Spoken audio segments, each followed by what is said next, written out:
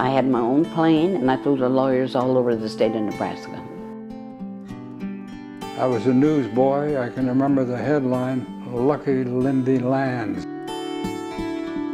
My last job before I retired, I worked at City Court. I have an MBA in finance from Indiana University, and I was a financial analyst for all of my working career.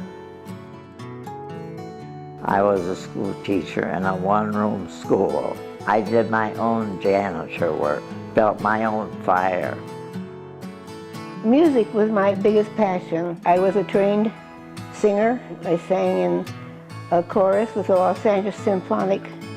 Since 1917, many different roads have led to Tucson's St. Luke's Home, a nonprofit, non-denominational assisted living facility for low-income seniors. I knew Clarence Thomas and attended his wedding, and I found him to be a wonderful individual. At Pearl Harbor, I was put into a P-38 fighter, and I flew 1,700 hours of combat in it. I love to do all kinds of needlework, and I've done some quilts. My name is Ada Allen, and I'm 100. I raised my family in the same house that I grew up in.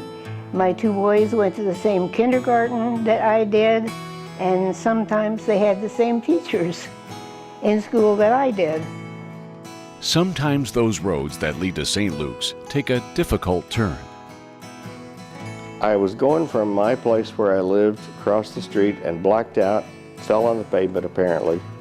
Lay there for a while. It was in June, about a year ago. Got some burns, spent some time in the burn unit in Phoenix. Got out of there, went through rehab, and when I got well enough, I needed a place to live, and this was the best place I could find here in Tucson, and I love it here. I had bought a mobile home and lived in it and was doing fine. I had a very interesting, enjoyable life. And one night I got up to go to the bathroom and I fell on the floor. And it was 16 hours before anybody found me. And sometimes those roads lead to helping others. After the war, I resigned Pan American Airlines, and General Clay invited me to be his post-war crew in the rural area where the coal and steel had been so heavily bombed, to help reconstruct that. But in the end, all the roads have had a happy ending at St. Luke's Home. I really do thank God every day for St. Luke's, because I feel safe here, I feel comfortable here, I have friends here. It's just the place for me. I just know it is. I love St. Luke's Home. One of the things I like best about St. Luke's is that we are allowed to do things on our own. In fact, we are wanted to do things. I mean, they want us to do things on our own. It's my hope that by exercising and working on things, medications, vitamins, all that, things will continue to get better. I would like to think that soon I will be independent enough to go back living on my own. I could not do without St. Luke's Home. I have to be here. I have to be with the residents here, all of whom I love, you know.